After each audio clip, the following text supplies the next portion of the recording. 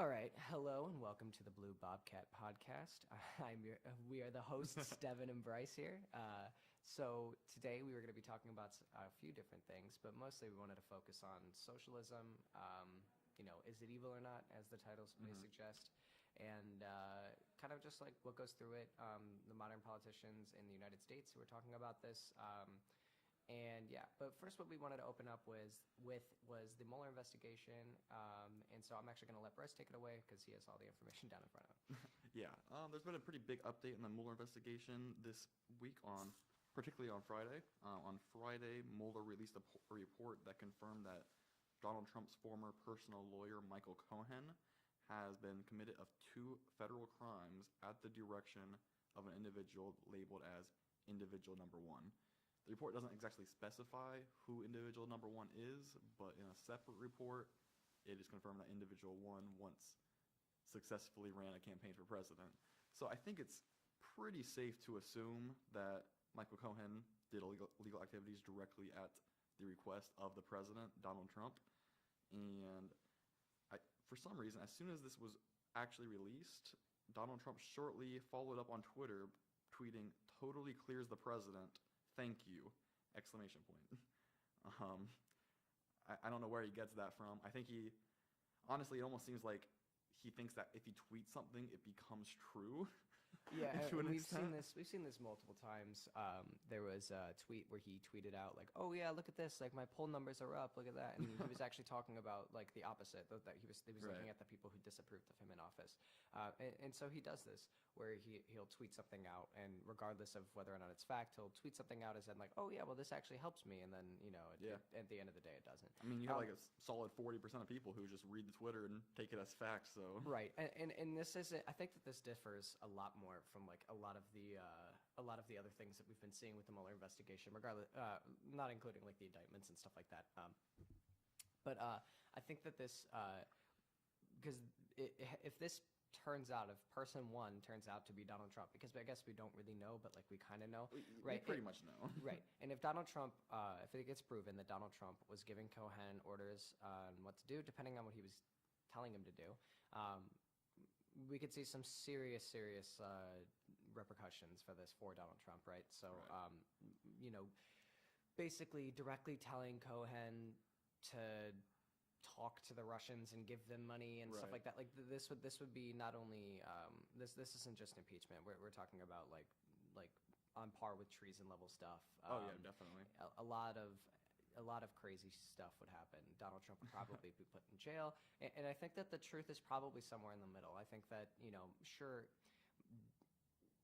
Donald Trump probably was hinting at doing this, but I think Donald Trump is smart enough to get himself out of trouble because he does this a lot, where he'll do something really bad and then say, well, I didn't know about it, or I didn't tell him to do this, and then he gets out of it. So I think it's probably going to be somewhere in the middle, and most likely we're probably not going to see anything until the end of the Mueller investigation, and until we start diving like super far in and seeing exactly how much Donald Trump benefited from this and how much he actually had control over.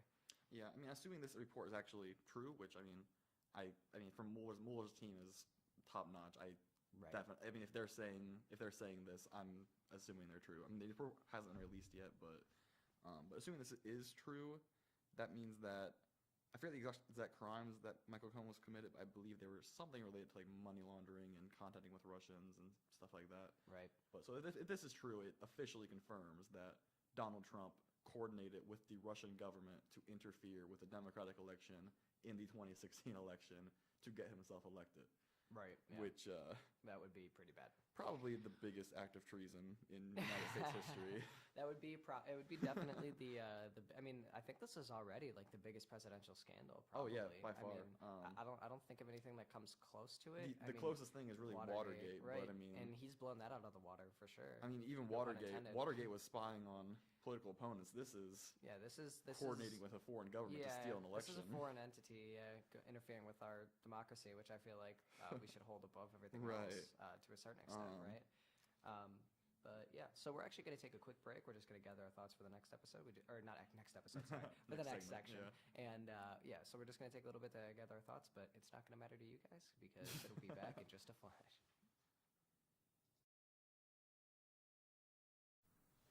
All right, we are back. And aside from the Mueller investigation, we did want to talk about socialism. We wanted to make this like the main point of the main point of this entire podcast for this episode.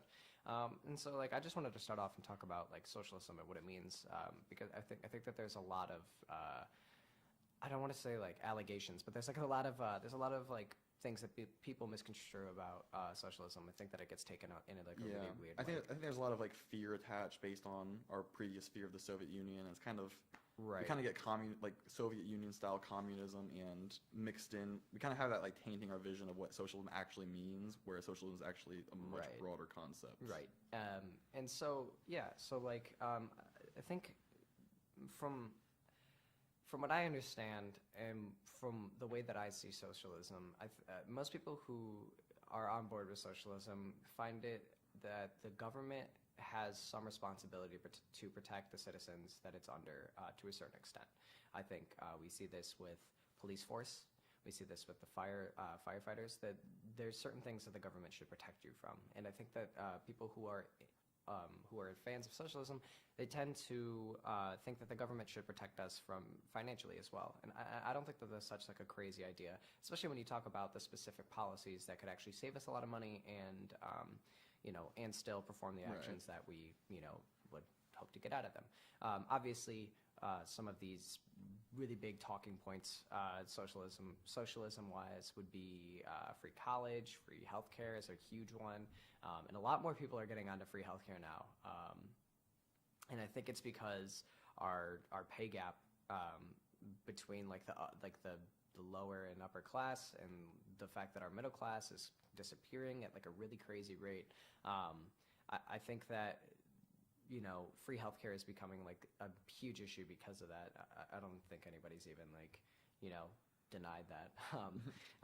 But yeah, so basically, I really wanted to make the distinction between the big difference between socialism and communism. And honestly, they have a lot in common, but the big difference is that the government doesn't claim hold to all of your stuff like the way that it does in communism, like when you're under socialism. So like the big difference between communism and socialism is that, all of the like every business, every plot of land, everything that you own is basically like the government's property under communism. Yeah. And I think that would be an awful thing that I don't think anybody wants in the United States, any reasonable person, and definitely not anybody in office or like trying to get office, like trying to successfully get office. I don't think anybody in like them, I don't think they're running under communism. But the thing with socialism is, I think that it is mainly put in there to help. It's put in there to help the people, and so I think that it's a really important thing. I'm not really on the whole like 100% socialist like train. I'm kind of like on the democratic socialist, where I think that there's certain things that we should socialize, such as socialized healthcare, probably college tuition, because it's getting higher and higher and higher, and nobody's telling them like, hey, like we should make laws to like make it so that we shouldn't like each student that you have. I mean, because let's even talk about Ohio University here. And sure, they do provide a lot of things to us that are really cool, like the podcast room that we're in right now and the equipment to do this, right? But it works. Yeah, right. Well, so I mean, we have 20,000 students on campus in this school. So I'm gonna throw out all the numbers for like the online people and whatever, right? So each tuition is roughly $100,000. If you want to take away, I mean, you could probably average that down to like 75 if you're talking about with all the scholarships that they do. Are you including like 4 years of undergrad tuition? Yeah, 4 years of undergrad. Yeah, I'm talking about like Right. I mean, most people who come here on campus are doing 4 years. Okay, yeah, I just want to get a little clear. Right. Kind of. Right, yeah. So I mean, like you would think that like with all the money that these people, I mean, with 20,000 students, if you want to average it around at like 75,000, which is probably pretty low, but I'm giving it the benefit of the doubt. That's probably about right for 2 years of on-campus housing and 4 years. Yeah. Of So I mean, like I'll be straightforward with my tuition right now. I mean, I'm paying what I think it was $11,000 a semester, and so $22,000 a year averages roughly out to $100,000. Right. Mine's somewhere around there too. Yeah, and like this is like the average thing. So I don't think that it's crazy that people are saying, hey, well maybe we should subsidize some parts of going to college, especially because going to college has become such a pivotal and like such a really really important point, like of people's lives, especially young people, for sure. Right. We've come to a point where there's just much less demand for unskilled unskilled labor in the workforce than there has been in the past. Like, we don't really have all these great factory jobs and high-paying unskilled factory jobs anymore because they've either been replaced by automation that made their jobs obsolete, or like neoliberal policies that allow those companies to move overseas for cheaper labor. Right. Yeah. So I mean, and the minimum wage also has not gone up in a decade, and hasn't even kept up with inflation. So I mean, right. You basically need a college degree nowadays to really get anywhere in society. God, the minimum wage debate. So it's kind of insane that like the only real avenue to success is going into tremendous student loan debt to get a degree, in hopes of getting a degree. Right. Yeah. And then, you know, there are people like, oh, yeah, but there's scholarships. And it's like, okay, but there's a decent amount of scholarships that they give out, true. But, I mean, like, only a certain number of people have to get them. Right. And I think the people who don't really care about how expensive college is, and like, it's usually, I mean, obviously it's a lot of people on the right, because the people on the left tend to be more, you know, helping out the people than the people on the right do, at least. But, you know, these are the same kind of people who tell you to pull up your bootstraps and get to work, and that you can get yourself out of any situation if you just put your mind to it and do this hard work. And it's like, okay, I get that, but I mean, like, I graduated high school with a 3.3. Could I have worked harder? Probably a little bit, but does that mean that I don't deserve to go to college because if my parents couldn't afford it? Like, 3.3 GPA is pretty good. I mean, that's like that's slightly above the average high school student's graduating GPA, I believe. So I don't know. Like, you know, should I, you know, not go to college because I didn't get any what do you call it? But now I'm totally scholarships. Yeah, I totally blanked on that. Especially for like, like I think that's a little bit weird. Yeah. And so like obviously these prices are a little bit too high. But we're getting a little bit sidetracked. Right. I can go on about college. Oh yeah, no, yeah, for sure. Right. So we talked about how you were gonna. So you're gonna talk about like the people who are in office now, and you could just I'll let you do. Well, let me first get back to like the actual distinctions between like socialism, communism, and capitalism. Sure. Well, really, there's really two major economic ideologies. There's socialism and capitalism.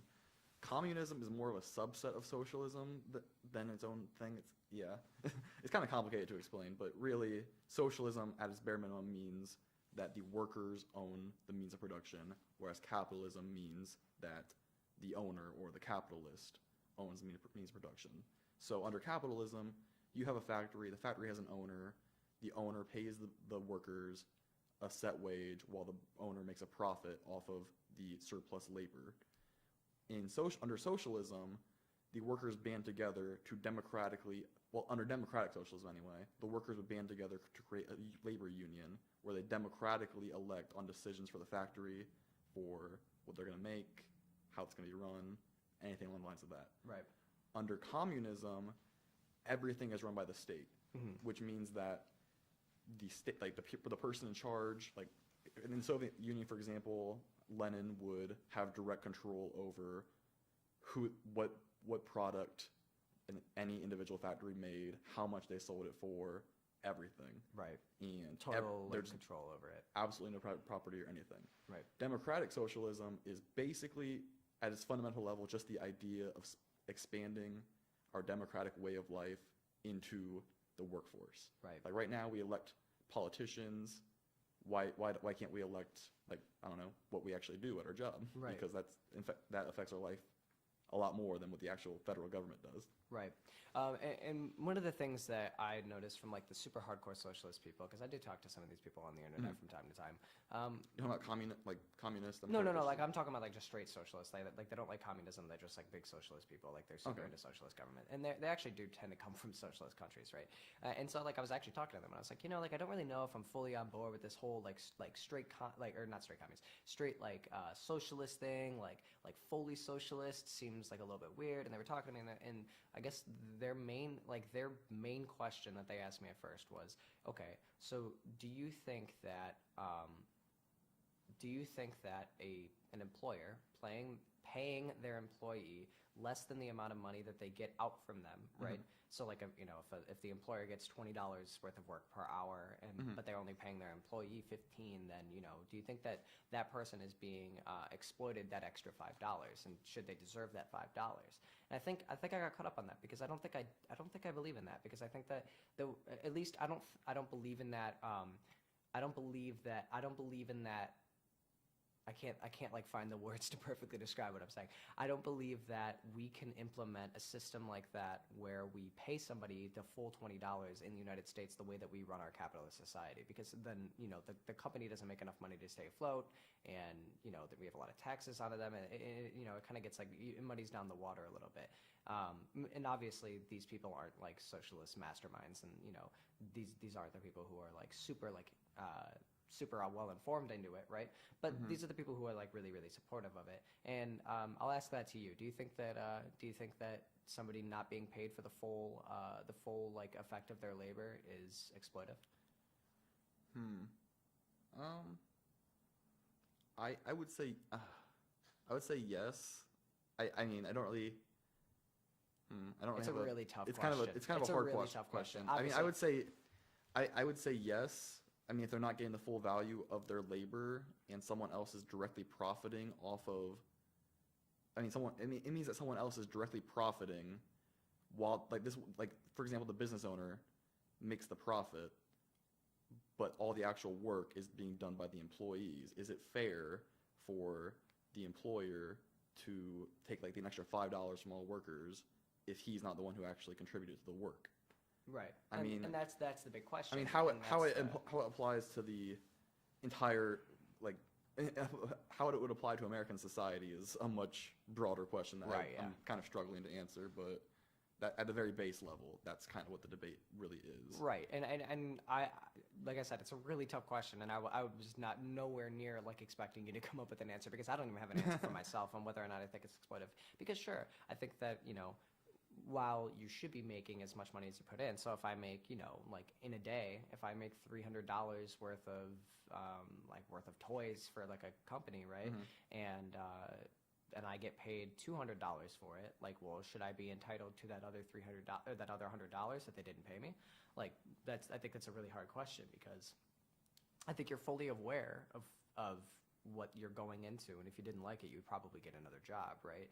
And two, it just seems like that's just the way our society works, and it works pretty well off of it. And I don't think the company would make enough money to stay afloat. But then again, I'm not an economist, so I don't know. But at the same time, I think that realistically, all you're really doing is, instead of having a boss who directs the workforce, you have instead of having a boss that's hired by upper management or whatever to manage all the workers and make the profit, instead you just have the workers organizing and democratically electing who represents them. Yeah, no, I think that's a good idea. I mean, that's why we've seen unions and stuff like that, and union companies. I think unions are very important to, for sure. Especially to our modern capitalist society, right? In the way that we run things, I think that it's really important to have. But all right, anyway, I'm not really sure. Yeah, I'm not really sure where we were going to go. This is just a bunch of different wormholes that we're just going to keep going down for the entire episode. Anyway, trying to make it somewhat interesting. To try to kind of make this a little relevant to modern day politics, I'm going to start talking about the progressive movement over the past few years, and particularly Alexandria Ocasio-Cortez, who's recently gotten a lot of nationwide coverage. She's an incoming freshman representative from the Bronx. She pulled an upset in her primary victory over Representative, I forget his first name, Crowley. He was a pretty big Democratic representative in the House, and it was really shocking to see him lose to an upcoming progressive with no political background. Right. Anyway, ever since she won the primary, she's been getting in national headlines, especially because it's such a blue district. There was really no question of whether or not she'd win the general or not. Mm-hmm. But now, especially after she's won the general, we've seen her on Twitter all the time, really opening up really making government more transparent. Like, I don't know if you've seen her Instagram stories. I don't actually follow her a lot. I definitely knew the name, and we talked about it in our Poga class. I highly recommend I mean, even if you're not a supporter of her, I would still highly recommend following her on Instagram and looking at her stories, because even if you don't agree with her policies, she's using her stories to give like an insider perspective of like what it's like going through freshman orientation for House, and what it's like, what the issues are like. She's even had discussions while making dinner over her Instagram story. Right. It's really neat. But anyway, she's been attacked frequently by right-wing media for pretty much everything. Right. Naturally, that's the way it works. Right. Especially being a Hispanic woman from the Bronx. Right. But it almost looks like they're like Fox News and them are kind of like ramping up to treat her as the next Hillary. Like, I don't know if you've seen some of the attacks they've had towards her, but they get every single sound clip of her like missaying something and just attack her for it relentlessly. Yeah. Like, there was one time she was trying to talk about how the Republicans control the 3 branches of the federal government, and she accidentally said 3 branches of Congress. Oh. She corrected herself immediately after, but Republicans still pulled that soundbite and used it to attack her, call her stupid and whatever, say she has no idea how government works. Right. Which is completely untrue. I mean, everyone just slips up from time to time. Yeah, I mean, it's a really common trend. I think it's all branches of. I don't know why I said branches, but it's on both sides. Yeah, right. Yeah. Well, no, it's on both sides that we see this. Does it. Yeah. Well, no, I think it's on both sides that we see this, but it's definitely a lot more from the right wing. I feel like the right wing, not right wing, but like the right side of our news sources that we see on a daily basis. Right. They get really, really riled up about. They get really, really riled up about people when they have like super extreme left-wing views. Whereas like now we kind of like expect it, like on the left. I would never, I don't think I'm ever too shocked when I hear something crazy that like a Republican like representative or like somebody in like Republican office does, or like something crazy that they say, like the guy in Florida when he said like, oh yeah, let's not monkey up this vote, as he ran against a black guy in Florida. Like, okay, like I mean, like I'm not surprised that he said that. Like I was never taken back by it. I was never like sharing the story around and being like, hey, this guy's like a huge racist. I'm just like, yeah, it's about typical dog whistling. Like I kind of expect that. And like, we can talk about it if you like, not like me and you, but with other people, like I'd be like, yeah, like if I have a conversation and I bring that up, like, yeah, I'm going to use it but it doesn't like surprise me. Like nothing that happens on the right like super, super surprises me. Whereas the people on the right, whenever something like extreme happens on the left, they're all up in arms about it, and that this is the end of America. It's the end of our entire way of life because this one thing has happened. Like Hillary Clinton's going to destroy the country. Like, I don't know, dude. Like it seems like they're really, really early to jump the gun. And the thing is, I think it works so much more than what the Democrats are doing. I think you're right when you said like, I agree with you when you said you see that both sides kind of jump on opportunities like that to attack people. Right. But I think the biggest difference is that when it comes to the left wing, yeah, sure, if you go to like online echo chambers for like progressives or like liberals in general, r/politics, like if you go to like r/politics or I don't know, political revolution, Sanders for president, anything like that, you'll definitely see those like just calling out Republicans for saying something sometimes out of context. Well, I'm not even talking about out of context. I'm talking about like all in general within and out of context. Okay, but like I mean, you'll see that on the left. But the main difference is you don't have the mainstream media making that like the common argument for the left. Really? Like, I mean, I think CNN does a lot. I think CNN? CNN puts Trump under a microscope.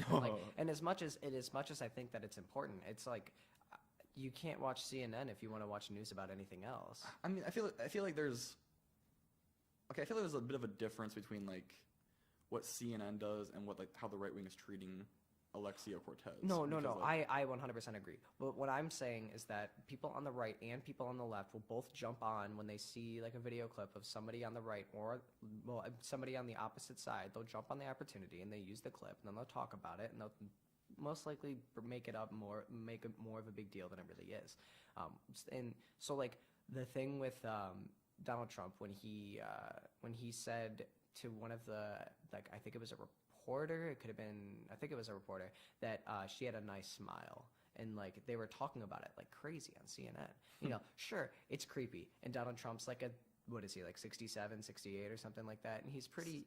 Yeah. I think he's in the 70s. I think. Is he? I so. thought he was older, or I like believe a he's little bit younger 72 than or that. Yeah, something. I don't know. He's old, but either way, like it's a creepy old guy saying like, "Hey, nice smile." Like, yeah, that happens, but I don't think that necessarily means that Donald Trump is like going on to like these crazy like sexist things where he's just hitting on all these women, and like that's kind of how CNN was bringing it up, and they talked about it for multiple days. Like this was like a multiple day thing, and it's like, and I understand, like I said, I understand that CNN has been under attack from Donald Trump a lot, and they've definitely been like under attack more than any other news organization probably ever has.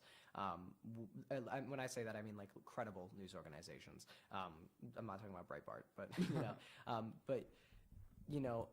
and like I get what they're doing and I understand it, but I used to like CNN because I could turn it on, and sure, they were a little bit more left leaning, but they usually gave pretty good stories about everything that was going on. And now it seems, I guarantee you that if I were to turn it on now, they're talking about Donald Trump and the Mueller investigation. I can't talk, but you know what I mean. Yeah, I think. Well, here's one of the big issues with like modern day media. You have on the right, you have like Fox News, Breitbart. You have like dedicated right wing media outlets, whereas like CNN and NBC, they're kind of seen as liberal media, but realistically, they're more of a corporate media. So like CNN, I mean, they're treated as liberal, but realistically, it's more just they report on what gets clicks or headlines. So like talking about Donald Trump all the time gets clicks. But they like get money. I don't think that's why they're doing it. I think that they see that they're at war with. Oh, Trump. I'm sure it's also at least partially out of petty. Yeah, well, no, I don't think it's even a petty thing. I think that, and I think it's totally reasonable for them to think this. But I think that Donald Trump has declared war on them, and so they're retaliating. He's called them the enemy of the people. Yeah, exactly. And I think it's a totally valid thing to do. Oh yeah, and it's I think valid, to call him out on everything is, right. I think it's a valid thing. But when I turn on the TV and I go to CNN, and literally any time of the day, if I turn it on and you guys are talking about Trump at any given hour of the day, it's like, okay, well, like, where do we stop? Where do we set the line of like, this isn't newsworthy? Him calling a reporter's smile like that, or like saying that she has a nice smile. I don't think that's newsworthy. I don't really regularly watch CNN or well, really so my online parents any, love to watch CNN, and so CNN's constantly on, and that's the only reason why I know is because I'm constantly looking. Every single time I look, it's talking about Trump. Right, and, I don't regularly watch CNN. To be fair, it is crazy shit on the daily Oh, basis. Yeah. So like I understand that, but I think that we do have to draw a line of, okay, well, what actually means something and what doesn't. Yeah. And I think people on all sides, and maybe this is just like a media thing where the media reaches, and the media is like, okay, well, this might mean this, but it doesn't really need to be, because I think when it comes to like a simple explanation of like, maybe he was just trying to be a nice old guy complimenting a nice young woman. Like, it happens all the time. I don't think that this is like a Donald Trump is like a perv. Like, yeah, I've never personally seen that story. Right. I don't really watch television news in general that often. I think generally the big problem we're having with media, particularly, it's more of a CNN, and the problem we're having with the liberal media, quote unquote liberal, I guess, right, is that CNN and NBC and stuff, they report on, they do cover the stuff that's coming out, but they don't really explain the bigger picture. They don't really explain like whenever something new comes out about Trump, they kind of overhype it, talk about it, and just talk about it for hours, but they kind of struggle to give a really overall narrative of like what Trump has done from the beginning to now, and it really gets mixed in with a bunch of like their just clickbait stuff, like for example the smile thing, like stuff like that gets mixed in with it's the problem with 24/7. It's kind of a problem with 24/7 news in general. Like, you're reporting news constantly. Something happens, you can talk about it. Yeah, I mean this was like primetime television, but I understand what you're saying. Yeah, I understand what you're saying 100%. We've gone down a huge wormhole here. Oh my god. So I mean, yeah. I had some other. There was other things I would say about this, but I think we mostly agree. But let's keep talking about socialism. I don't want this to be totally quick, but where we talk about socialism for 10 minutes and then it's just like, yeah, okay. Okay. I think I'll go on to. Hey, didn't I already bring? I think I already said I was going to talk about the press movement, or was I in that? I was talking about Cortez and. Yeah, you were talking about. I was talking about she was getting attacked. Yeah, attacked by Fox News, and that's how we got there. Okay. Yeah. Okay. Anyway, So she's kind of come out of the Bernie Sanders style progressive evolution that kind of started back in the primaries in 2016 with Bernie Sanders' immense popularity amongst young voters. I think one of the big differences, though, is with Bernie Sanders, they both call themselves Democratic Socialists, I think, but it seems more like, to me, like, I don't know, I'm not sure if she's actually directly said anything specifically going after capitalism, but it seems to me that she is a member of Democratic Socialists of America, which is an organization that wants to democratically socialize. Right. So, I mean, it seems to me like there's a big difference between democratic socialism and what Bernie Sanders is. He's always called himself a democratic socialist, but realistically his policies have always been like more social democrat. I know it kind of sounds like the same thing, just mixed up. Right. But they're two different terms. Social democrat basically describes like the left wing of a capitalist ideology where you still have capitalism, but with safety nets in place, such as like subsidizing education and healthcare and stuff. Right. Whereas the true democratic socialism, like what Ocasio-Cortez is the idea of eventually reaching a socialized state through democratic means. Right. Yeah. Like achieving the democratic in the workplace and everything that I was talking about earlier. And I think I'm more on board with the Bernie Sanders things because I don't think, I mean, I don't know.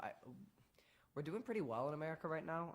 I think when I say we're doing pretty well, I'm saying like the average person is doing okay to a certain extent. Our living, like our now I'm forgetting the term.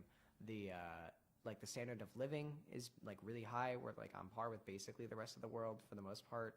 And of course we do have a lot of problems, right? So the only reason why I'm saying this is because I don't think that we should like flip our capitalist system completely to a socialist system like within a few years. I think that would be a really, really terrible thing for I completely agree. That's not what democratic socialism really is. Okay. I mean, like, I completely agree. But yeah, but like the way that you explained it, I assumed it was like oh yeah, you know, like we're gonna start completely changing our government in the way that it, or not our government, but like the way that our like economics works. I don't know if so much over time. I'm not aware if Ocasio-Cortez has actually come out with any proposals that indicate socialism. I mean, she supported the same policies that so far, policy-wise, she seems to support the exact same things that Bernie Sanders supports. The only real difference is she's actually a member of the Democratic Socialist organization. Right. So I don't know what she plans, how she plans on proceeding from there. Okay. But there is a slight difference. It does appear there is a slight difference in ideology. I don't know how that's going to affect their actual legislation. And she definitely seems a little bit more like radically left than when I say radical, I don't mean like she's a radical, but she seems a lot more extreme left than like Bernie Sanders does in a way. I think in like the way that maybe it's just the way that she communicates it.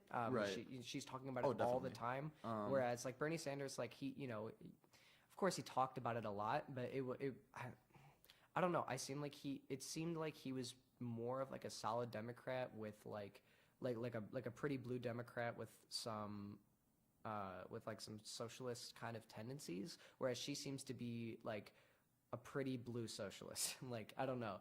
She seems to be a lot more vocal about it than he does. I think another big difference is maybe so far they actually do agree on all the policies I've actually seen. Right, yeah. Whether or not, I mean, I don't know if they have any personal beliefs that differ. It's very possible that perhaps Bernie Sanders has the same beliefs, but tried to like water it down a little bit in the 2016 election to kind of get people talking about it. And then from there, the progressive movement kind of expanded into what we have now with Ocasio-Cortez. And I certainly don't think that Ocasio-Cortez's victory would have been possible without the movement that Bernie Sanders started. Yeah, no, I probably agree. I think people didn't even like. There was a huge number of people who started accepting socialism after Bernie Sanders ran his campaign.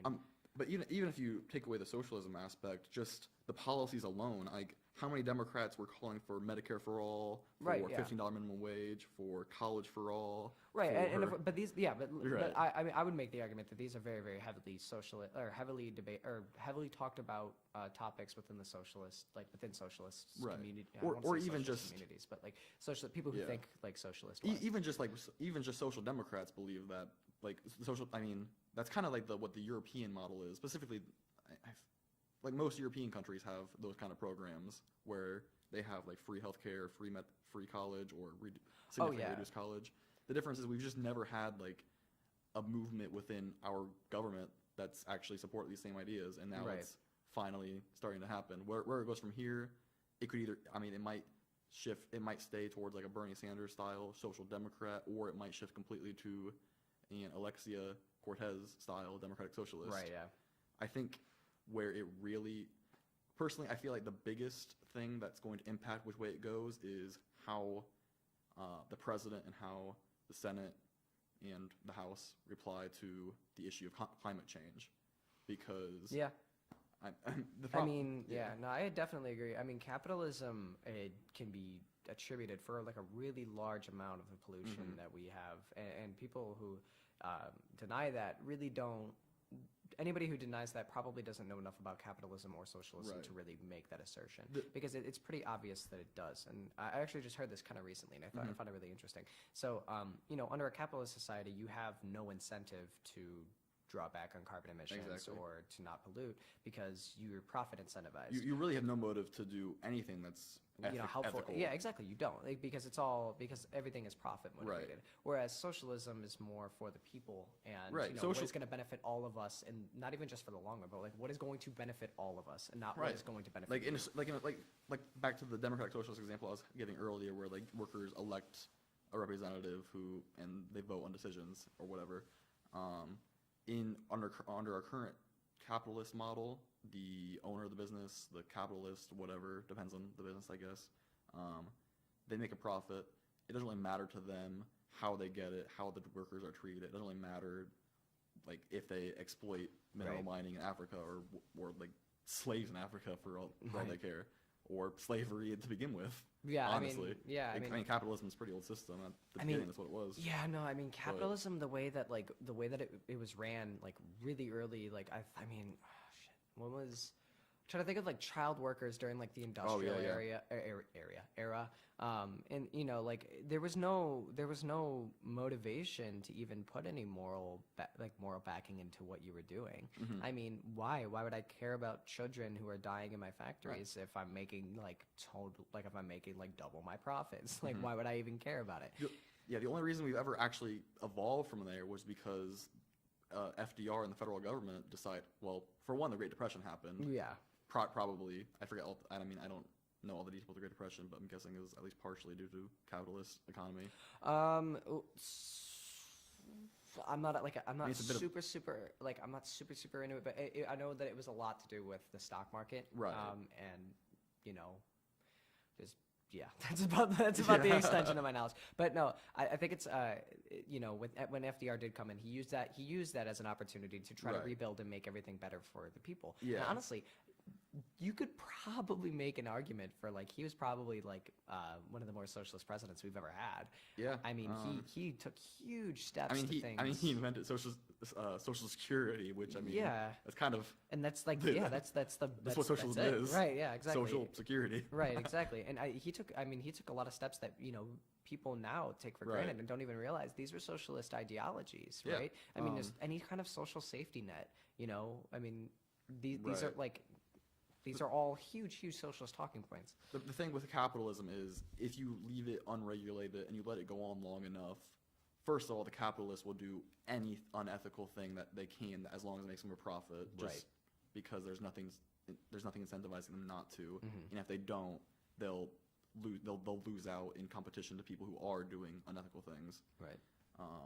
So when it got to the Great Depression level, FDR stepped in. He's like, okay, we're going to keep capitalism, but we got to put some serious restrictions on it to prevent it from getting too bad. Right. And that's how we got Social Security. That's how we got child labor laws. Right. And then, of course, none of this would have happened without the union strikes and everything that were in the early 1900s with labor unions organizing, which, I mean, it's really kind of what democratic socialism is. Right, and I think most of that, a lot of what came out of that, regardless of FDR was in there or not, you started seeing a lot of people who were supporting that after The Jungle. Did you ever? You read the? I mean, you had to read The Jungle. Right? Yeah, I've read the book. Right, everybody's. Yeah. I didn't read the whole thing. I read parts of it. But I read parts of it, right? And like I got generally what it was about. Yeah, I right? kind of remember that from high school.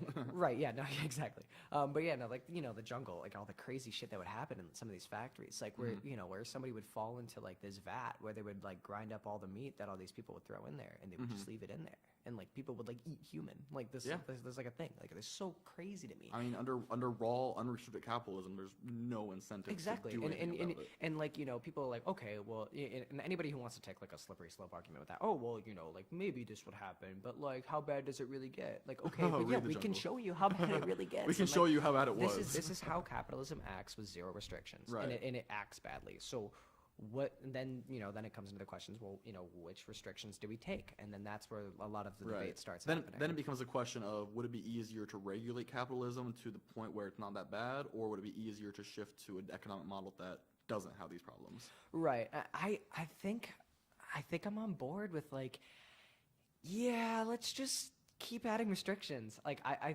think that completely upholding is not a word. Upholding what we have and turning it into something else is, I don't know. I think that what we have now is proven to be somewhat economically successful. And I think that just putting restrictions on like the crazy immoral stuff, and also like other things like minimum wage. I think minimum wage needs to go up because minimum wage was established to be a payable or a livable wage by the federal government. The federal government had said, hey, listen, you are not allowed to pay anybody under this rate because this is like the lowest amount that they can live off of if they're working 40 hours a week. Oh, and keep in mind, when that was originally implemented, that was for the income for an entire family. Yeah. Because you only had the man in well, the household working. I don't know if I'd go so far to say that like it should cover your whole family. I'm just saying that's what it was. Right. Yeah. I'm not like arguing on it. I'm just just like trying to address that one point. And like, I think that we should at least to a single person living on their own it should be enough to get by with one job working 40 hours a week. Yeah, you shouldn't need to have two jobs to pay rent. No, I 100% agree. Right. And I think that this whole, oh my God, some of the people who are saying like, oh, well, you shouldn't have to work to just live. It's like, yeah, I mean, kind of. I feel like you should be incentivized by like putting food on the table for like if you're a productive member of society. And have you ever seen like the people who are saying like, oh yeah, like you shouldn't even have to work, the government should be able to pay for you, and like you shouldn't even have to work to live? Yeah, I definitely don't agree with doing that right now. Ooh. And yeah, you agree with this though, like it's in some way, because I'm totally against it. Okay, here's the thing. Right now, it definitely wouldn't work, and it's probably a bad idea. But like, right now under everything we've discussed so far is we come to basically the agreement where if you work 40 hours a week, you should make enough to get by. Yeah. And that assumes, obviously that means you have a job and everything. But I think what we're going to be seeing the next few decades is we're going to be seeing significant jumps in technological advancement. Yeah, no, and like back in the early 1900s, during around the time of the Great Depression and World War and stuff, you had an increase in automation that left several the bulk of factory workers unnecessary because you now had machines to do it for you. And I think as we start seeing more technological advances, such as like for one, self-driving cars, which could eventually replace all of Uber, all of public transportation, all of truck drivers. Yeah, keep going. Yeah. Once you start seeing that, and who even knows what else? I mean, right. I don't know what the future is going to hold technologically wise, but history has shown that as technology increases, they replace jobs. Every job starts to get more and more automated, makes life easier for us, but it also means that there's less jobs available because like all the low skill jobs won't really be necessary. Right. Yeah. And I think so. Like, if you keep going down that line of thought, then eventually, in like let's say in 20 years or so, self-driving cars are completely mainstream in society. They completely replace all cars, and now you have like a huge amount of unemployed people who used to be drivers, and I mean that just applies to the self-driving car example, but I mean you would realistically be seeing several other technological advancements occurring at the same time. Right. Well, so I would, because we are running low on time here. Oh, but yeah, that she came over and told me we had 5 minutes, so okay. we have a little bit of time. So I just want to address this real quick, and then if you want to say anything else, Okay. and then we can just wrap it up. So I guess the thing with drivers, probably like if just for the future, like if you're going to use that argument, I probably wouldn't use drivers because, I mean, a lot of people who are like drivers are like, you know, like taxis and stuff like that. Like self-driving cars aren't going to replace taxis, I don't think. I mean, eventually. I think eventually, I don't know if the technology keeps going, it eventually would. I mean, so like, like a kind of thing where you kind of just like swipe your credit card, type like on like a little screen on the outside, it unlocks the doors, you get in, and it drives you home. I can see it eventually. I mean, okay, yeah. Now that I'm thinking about it, it actually kind of does make sense. It's really just Uber. I mean, eventually, I think you'd eventually see like you wouldn't really have. I mean, this is just. I'm just kind of hypothesizing. Right, and then I guess you could say that you could get rid almost. of like I guess because Right. when I was thinking about self-driving cars, I was thinking about like privately owned self-driving cars. I guess I wasn't really thinking about like I was thinking, oh yeah, like what about public transport? And I'm like, oh wait, but like all of those people would be out. Right. All of those people would be out of jobs because okay, that makes sense. I mean, this is just an example of self-driving Right. cars. Yeah, no, that makes sense though. Yeah, no. I was at first I thought I was against that, but now I'm realizing that actually makes a lot of sense. Right. Now that I actually think about it. So yeah, if you give society and technology enough time, eventually we'll reach a point where there simply won't be enough jobs for everyone to work 40 hours a week, and therefore it becomes a question of, okay, do we just let them not get enough and let them be homeless, which would then mean that there'd be a significant amount of population that can no longer buy products under a capitalist model because they don't have money to buy it. And as technology gets greater and greater while we're still under capitalism, we would eventually reach a point where there'd be such a huge unemployment rate that there wouldn't really be any customers for those businesses, which would make it fall apart. Yeah. Unless we were to shift to some sort of, say, universal basic income system where people don't necessarily have to work. I completely agree that this doesn't work right now. Oh yeah, no, for yeah, sure. For sure. No, but I'm thinking about that now. But it's something we need to think about looking forward. Right, and so to be fair, I don't think that that's the argument that these people are making. I think that they're saying like right now, like right. But I understand what you're saying, and I think I agree with it. I mean, I would have to mull it over. I don't think I have anything like I don't have anything to object that with. Like, I think I'm just kind of like, that makes a lot of sense, and that's probably how it's gonna go out. Like I can't really think of anything. And I mean, I like the idea of what so part of me wants to be against that because I'm not really for like if you don't work you shouldn't be paid unless like you have something that like it forces you not to be able to work. I like the idea of not having to work and being able to like for example, being able to explore hobbies and stuff and whatnot. Oh like yeah, dude, that'd be awesome. But, dude, if I could play video games all right, yeah. Government shit, well, not even just video games. Like you could be doing stuff to like I don't know, write or whatever. Right. Yeah. Of course. Yeah. Like being a creative, of course. Being creative, whatever. Anything. Right. But the thing is, like you under like right now, we still have as long as there's still stuff that needs done in society, that's not really an option. Yeah. But eventually, we might reach a point where we don't need everyone to be employed. Under the argument of when we get to a point in the way, not the way, but when we get to a point where our technology does all of the work for us and there's really not any jobs for the vast majority of I would even say honestly, if it gets to the point where it's like 40% of the country who are like looking for jobs cannot find them and it's solely based off of technology and there's nothing that could easily happen in 20, 30 years. Yeah, I mean, I don't know. I think I might be for that. I think I might just be like, hey, if you don't have a job, it would have to be. I mean, there'd be so many people. I don't know. I don't know how we could pull that off. Is technology going to be the end of man? You think? I don't know. I mean, maybe. I mean, that's. I don't know. It's crazy to think about. The solution I've been hearing and kind of agree with is. Well, have you ever heard of Bill Gates' idea of a robot tax? No. Basically, it's the idea that the companies that own these machines or whatever that are doing all this automation and producing the products, they get taxed pretty heavily.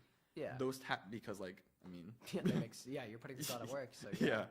And then those taxes would then be distributed amongst the population, and you would like hypothetically charge enough in taxes to the automated machines Right. that you would have enough money to pay for for everyone to have a decent standard of living. From there, you could then have private jobs if like you found one, Right, or yeah. you could start your own company, doing whatever you want, Right. etc. Sounds like a lot of socialism, my friend. All Little right, we're getting to the point where we have to wrap Oh yeah, this we're up. putting So this out here soon. thank you guys here. Thank you guys for coming here and listening. It was definitely a lot of. It was a very a lot. interesting episode. We went through a lot of different Yeah. wormholes, but I hope you understand socialism now at least a little bit more. Two college kids with barely any education. We're just giving it to you hard, Trying giving our it to you the best. way, the way we see it. But thank you guys for coming and clicking, and we hope to see you guys next time.